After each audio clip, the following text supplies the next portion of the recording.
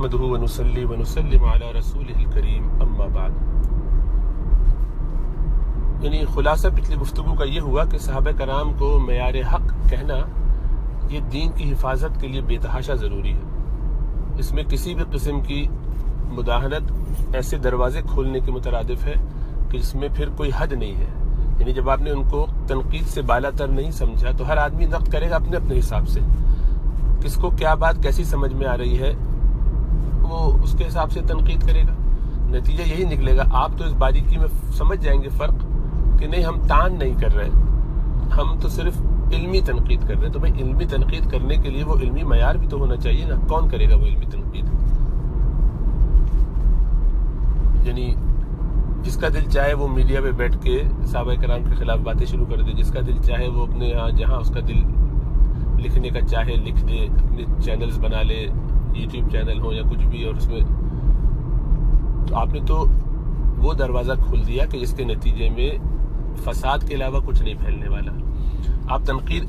चलिए बताइए इल्मी तनकीद क्या करना चाहते हैं आप? सहाबा कराम के किस अमल पे क्या तनकीद आप करना चाहते हैं तान के बगैर? जो आपका ज़ौक़ शौक़ है तो ठीक है, करके बताइए, और किस चीज़ पे करेंगे? और क्या वो ऐसी होगी कि जिसको कबूल कर लिया जाएगा, यानी वो मुत्तफ़क़ अलैह होगी, या उसमें गुंजाइश होगी कि वो गलत हो? क्या वो तनकीद जो आपकी तरफ से की जाएगी, जब सहाबा कराम मयार नहीं रहे, मयार हक नहीं हुए, या आपके नज़दीक वो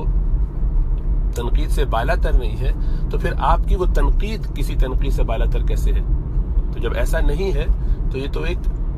बिल्कुल जिसे कहना चाहिए सर्कुलर आर्ग्यूमेंट हो जाएगा कि इसकी तो कहीं कोई इंतहा नहीं है। हर एक दूसरे पर इसी तरह तान करता रहे, इसी तरीके से दीन पे अपने हिसाब से तबा आजमाई करता रहे, तो माले कार नतीजा जो उसका होने वाला है वो इंतहाई ख़तरनाक और खौफनाक है। पिछली कौमें इसी सिलसिले में ख़त्म हो गई कि उन्होंने कोई उसूल नहीं रखा, कहीं अपनी लाइन ड्रॉ नहीं की। इसको एक हिस्से मिसाल से समझ लीजिए, सिर्फ तकरीब फ़हम के लिए, कि वालिदैन किसी वक्त में ऐसा हो सकता है छोटे बच्चों के लिए कि उस तरह से आइडियल ना हो और बच्चे को ये लगे कि मेरे साथ मेरे वालिदैन सही मामला नहीं कर रहे, या ज़्यादती कर रहे हैं, या उनका रवैया दुरुस्त नहीं है, और वो उस पर एतराज़ करना चाहे, उसका वो एतराज़ कभी भी काबिल कबूल नहीं होगा, क्योंकि उसके लिए उसके वालिदैन ही सब कुछ हैं। एक दफ़ा उसको अगर उन पर तनकीद करने की, उनके खिलाफ बात करने की आदत हो गई, क्वेश्चन करने की आदत हो गई, जो कि पिछली नस्लों में हमने नहीं देखी और इस नस्ल में अब हो चुकी है। स्कूलों में, मदारिस में, कॉलेजों में अब ये बात ऐसे सिखाई जाती, तो वो वालिदैन की कोई बात नहीं सुनते। तो वो सारे लोग जो इस डिस्कशन में शामिल हैं वो अपनी आंखों से अपनी औलाद को देख रहे हैं कि वो हर चीज़ पे इतराज़ करते हैं। यानी जिस गुंजाइश के लिए आपने तनकीद का रास्ता खोला था वालिदैन के लिए, वो अब इस नहज पे पहुंची है कि वो आपको किसी एक बात में भी अपना बड़ा नहीं समझते, हर चीज़ में सवाल करते हैं, हर चीज़ में क्वेश्चन करते हैं, हर चीज़ में इतराज़ करते हैं, हर चीज़ को उन्होंने छोड़ के फारिग कर दिया। यही काम इधर हुआ। तो आपने जो दरवाज़ा खोला अपने तौर पर बड़े इल्मी अंदाज से, और हक को मयार बनाने का, और अहले हक नाम की कोई चीज़ रह नहीं गई, तो उसके नतीजे में ये हुआ कि मामला कि वो जो आइडियल नबी हैं, जो आइडियल दीन लेकर आए हैं, आइडियल तालीम के साथ, आइडियल स्टाइल में उसको उन्होंने पूरी दुनिया में नाफिज किया, उसकी कैफियत ये है कि उनके बनाए हुए मेन लोग जो उनके दाएं बाएं हैं, उनमें से भी कोई मेयार हक नहीं रह जाता, उनमें से भी कोई इस काबिल नहीं है कि आप उसको अल्टीमेट अपने लिए रोल मॉडल बना सकें। ज़ाहिर बात है कि रसूलुल्लाह सल्लल्लाहु अलैहि वसल्लम दीन की जिन बुनियादों पर उनको तैयार करके गए, वो भी इतनी नाउज़ुबिल्लाह मजबूत साबित न हुई,